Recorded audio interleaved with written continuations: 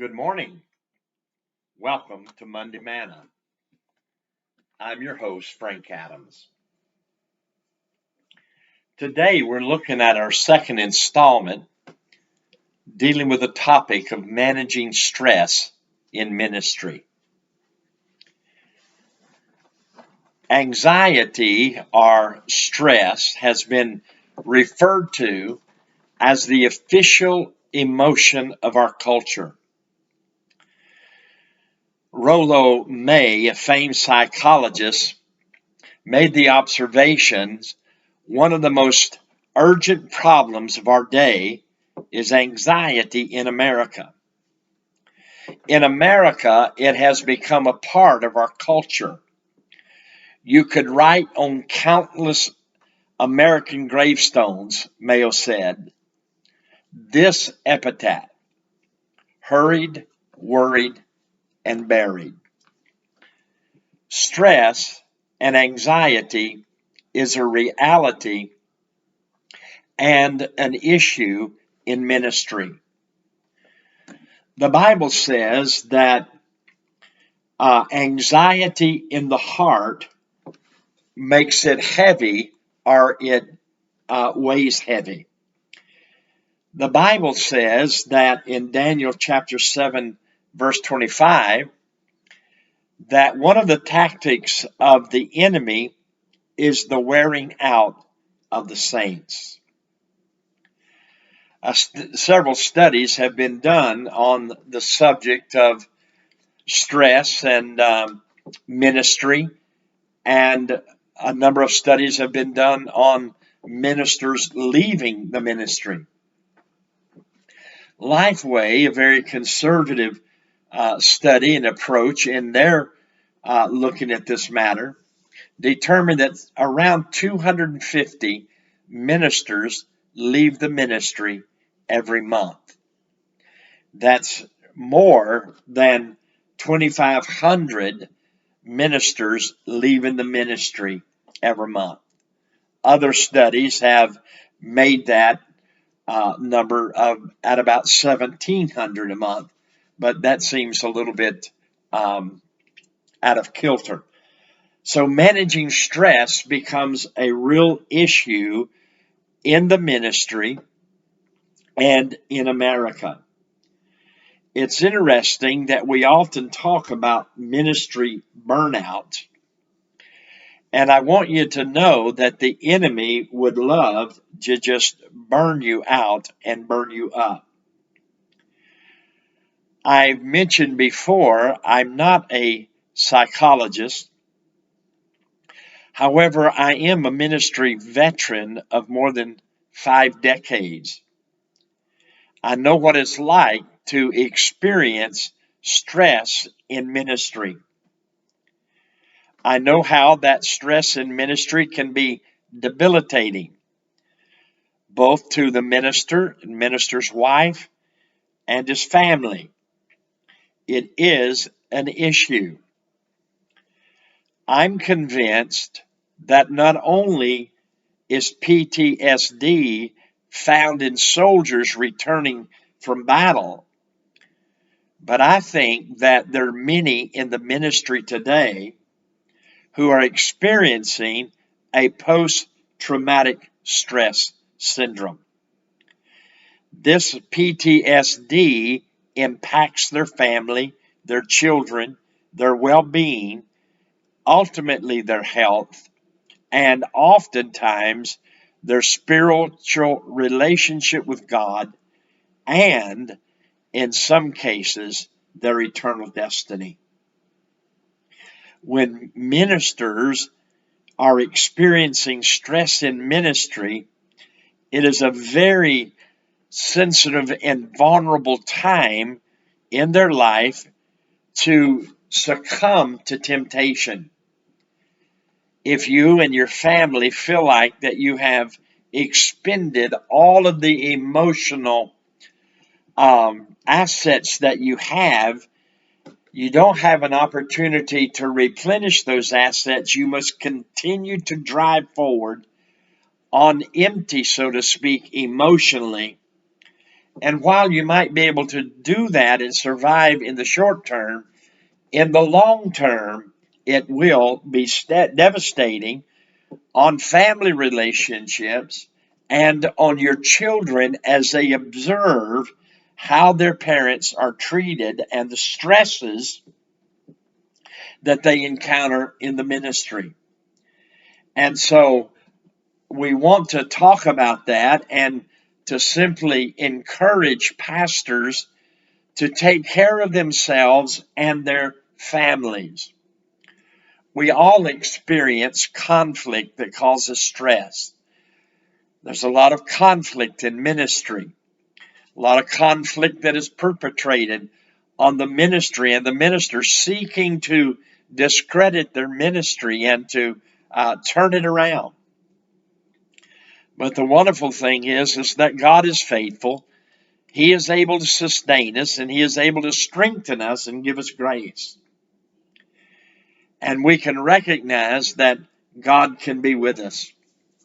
The church needs to be sensitive to this issue of stress in ministry.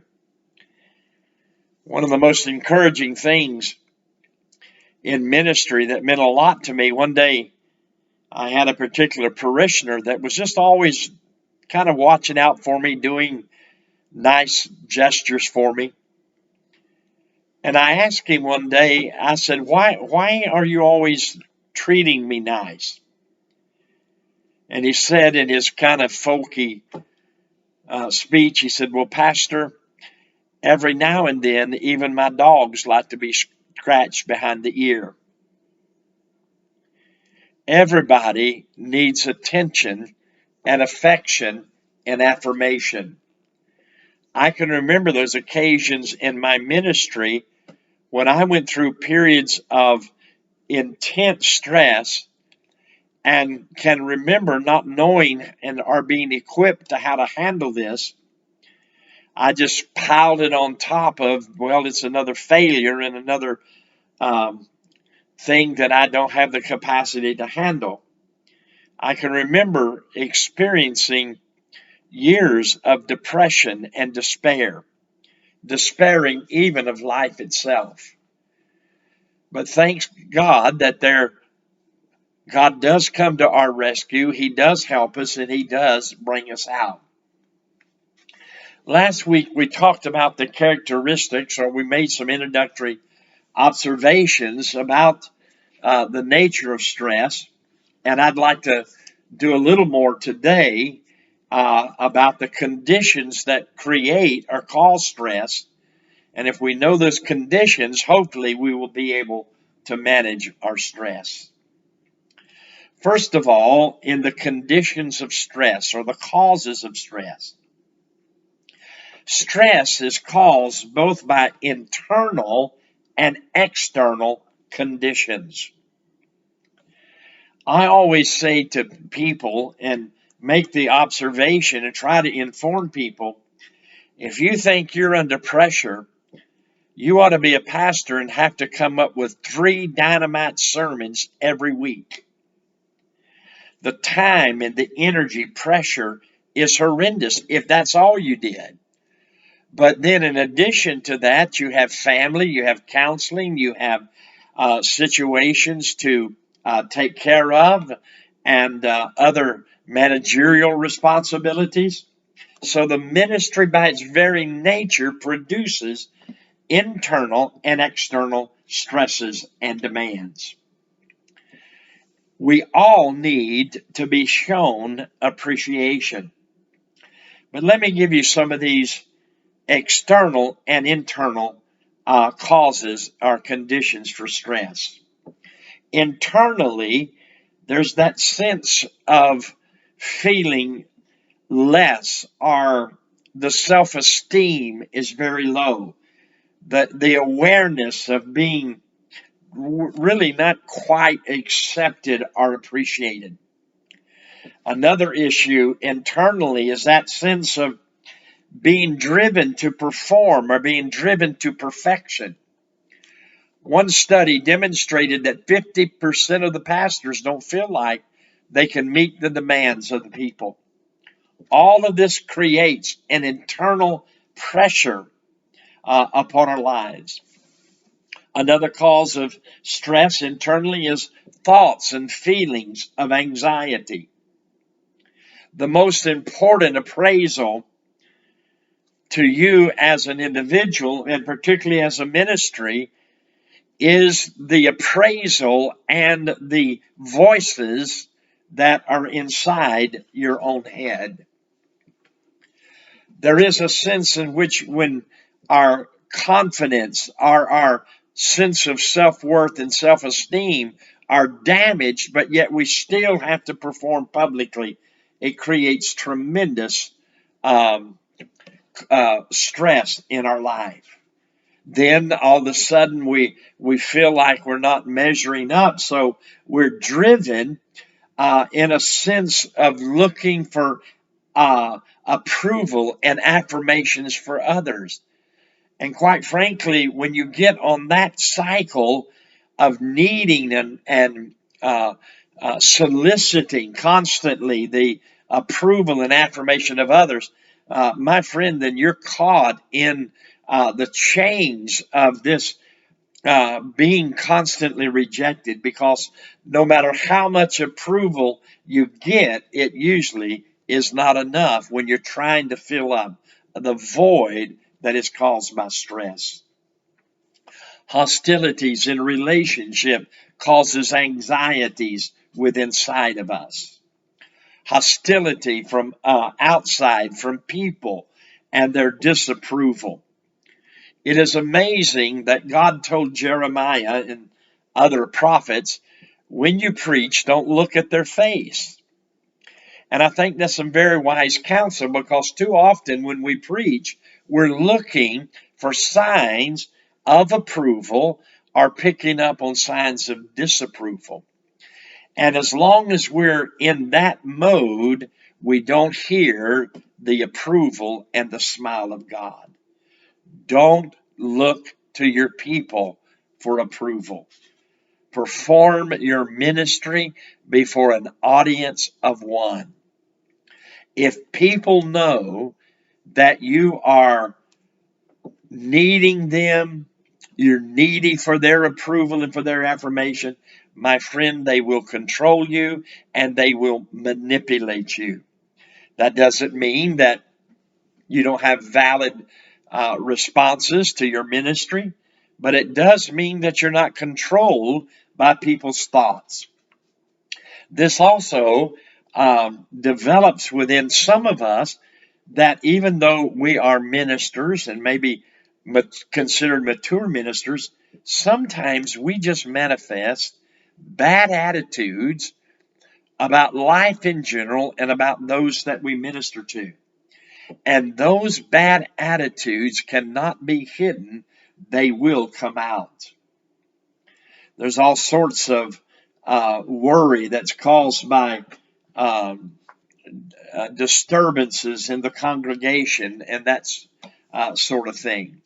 There's that internal cause of stress that causes one to feel like they don't have any clout or choice or courage to do something about what's going on, and they feel like they're basically a pawn in other people's hands. But I got wonderful news for you. God knows his children. God knows his pastors. God knows his people, and God will take care of us.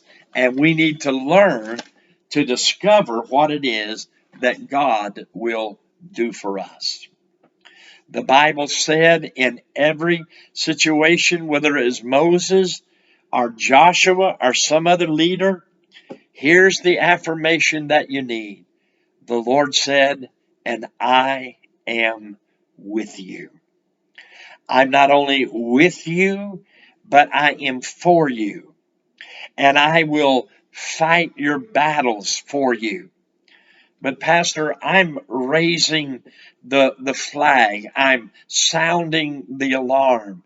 Many of you are struggling with debilitating stress and anxiety. Your family is suffering for it. And I'm here to encourage you today to begin to seek help. It won't get better unless you pay attention to it, just like an open wound will not heal if you don't attend to it. So I want to encourage you today that stress is a reality in ministry, and we'll talk on the next broadcast or on the podcast how we can actually manage and deal with stress and maintain some civility in our relationships, some peace and confidence at home and in our own personal life. And we can even serve God victoriously in the midst of crisis and in the midst of challenges. It's a wonderful reality to know that whatever you're going through, God is with you and God is for you. My friend, you have a friend. Seek out help. Your family needs you. Your children need you. Show them, demonstrate to them how you handle these issues of life. Well, that's it for the day. We'll see you next week on Monday Manna.